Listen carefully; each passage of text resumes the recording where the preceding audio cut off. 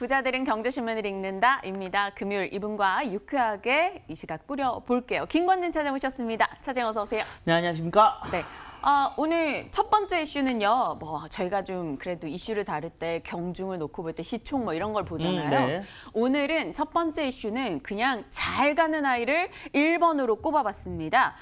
기사는 없어요. 그런데 너무 궁금해서 꼽아봤습니다. 차장님의 의견이 궁금한데 셈코입니다. 뭐지? 이 종목? 이런 분들 정말 많으실 것 같아요. 넌 뭔데? 한 달에 350%나 올라. 5월에 봤더니 5,000원대더라고요. 근데 지금 보니까 24,000원. 투자 경고에도 불구하고 급등입니다. 셈코가 이슈가 나왔다는 게 경영권 지분이 팔린다 이런 얘기가 있었어요. 항공기 도어 시스템 만드는 업체, 또 부품, 항공기 부품 쪽을 생산하는 업체입니다. 셈코 진짜 뭡니까, 차장님? 왜 이런 거 있으면 얘기 안 해주셨어요?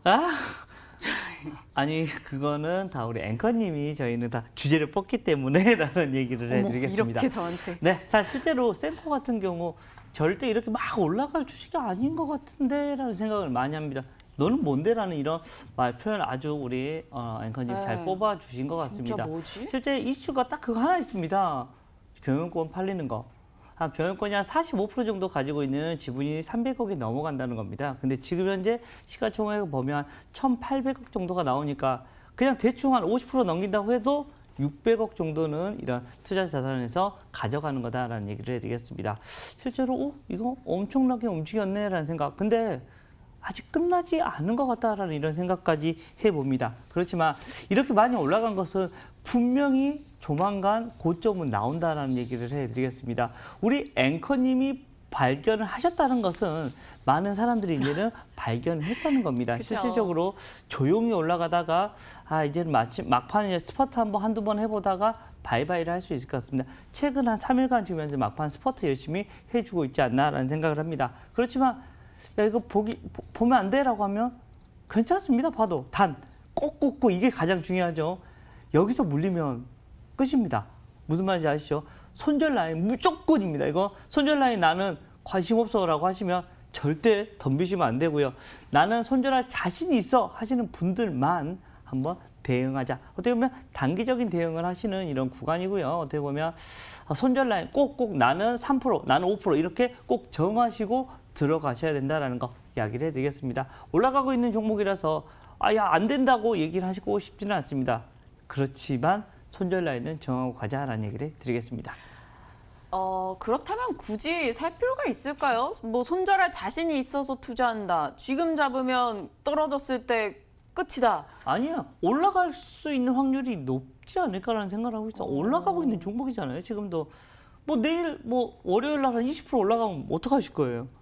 땡큐죠. 그렇죠. 땡큐. 근데 혹시나 3% 빠지면 어떻게 된다? 그래서 3% 손절. 이렇게 생각을 하시는 게 더 편하지 않을까라는 생각을 해봅니다. 어느 정도 정말 공격적인 성향으로 정말 빠르게 매매, 손절 착 할 수 있다. 이런 분들은 네. 조금 관심을 두셔도 괜찮을 것 같다라는 이야기입니다. 보유자분들은 사실 걱정도 안 해요. 이미 수익 나고 계실 거니까 알아서들 잘 대처하시겠죠. 셈코 그냥 배 아프고 부럽고 그래가지고 첫 번째 종목 그리고 개인 투자자분들이 많이 관심을 두시기 때문에 첫 번째 종목으로 의견을 여쭤봤습니다.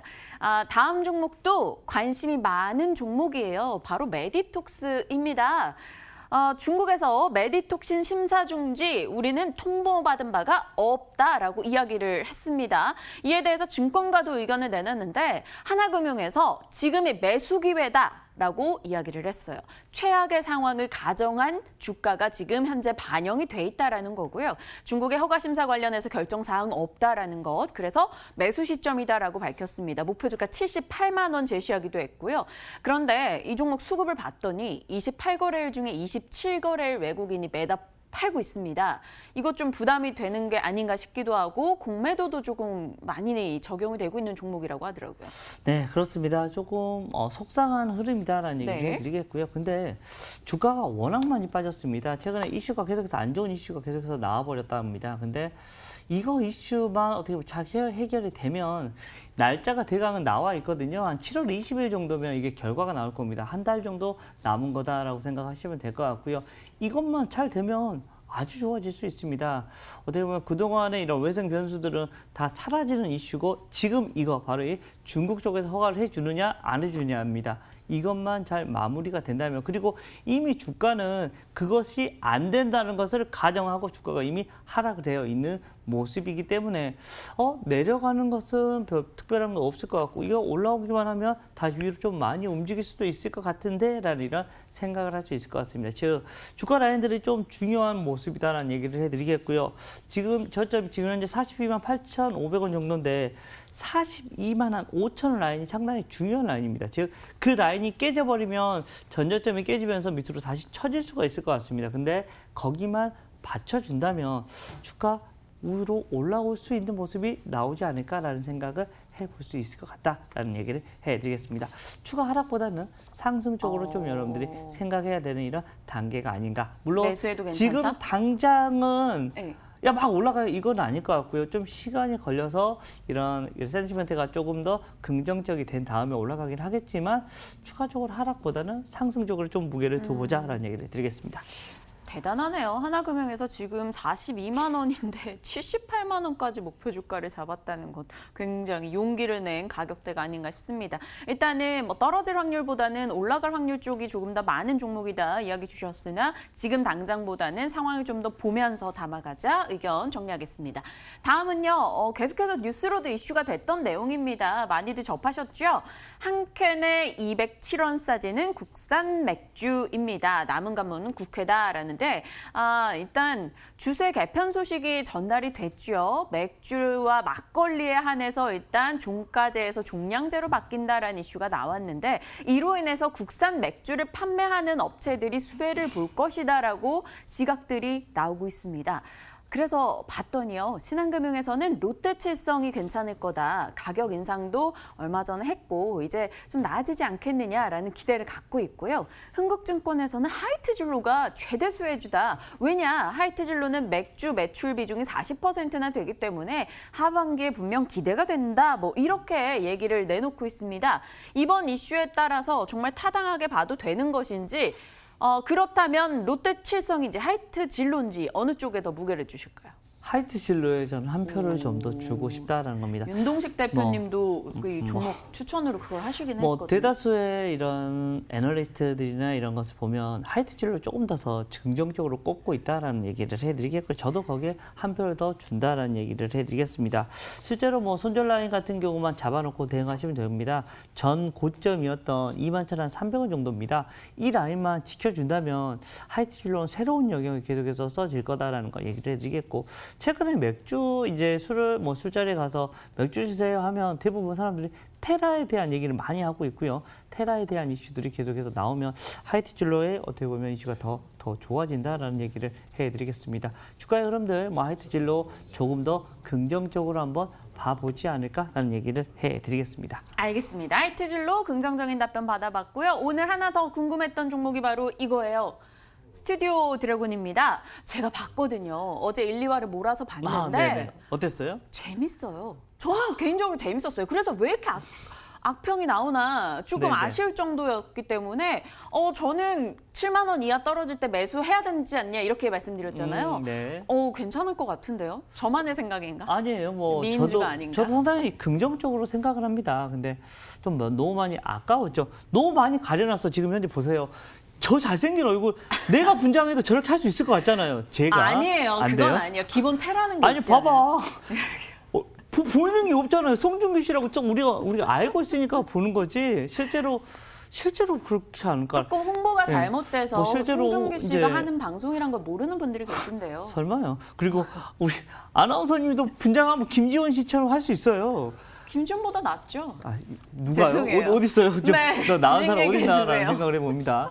자, 스튜디오 드래곤이 좋은 이유가 있습니다. 바로 OTT 업체들이 계속해서 발생이 됩니다. 디즈니 쪽에서도 나오고 있고요. 여러 가지 이런 OTT 업체가 만들어진다는 말은 수요가 계속해서 생긴다는 얘기입니다. 그리고 이 컨텐츠가 얼마나 중요하다는 거 여러분들 잘 알고 계실 거라고 생각합니다.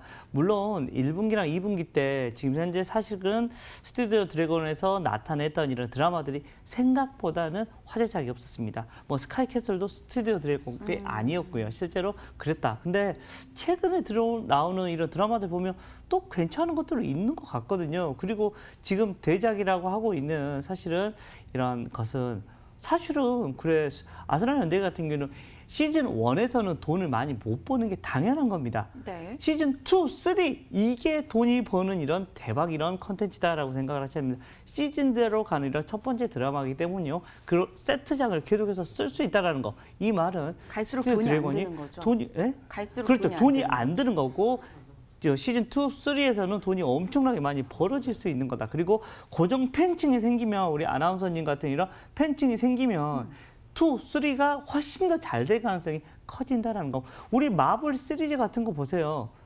저는 사실은 안 보는데 그거 보려고 막 며칠 전부터 그 예약하려고 난리더라고요. 아, 저게 시즌제의 매력이 아닌가라는 생각을 합니다. 맞아요. 실제적으로 스튜디오 드래곤이 거기로 가고 있는 것이다 라고 생각을 하시면 됩니다. 주가 지금 정도 라인 나쁘지 않은 라인이고요.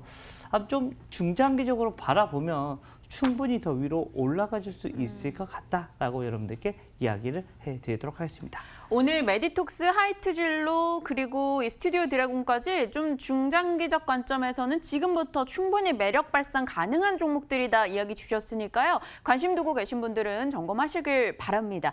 자, 오늘 김권진 차장과 함께했습니다. 부자들은 경제신문을 읽는다였습니다.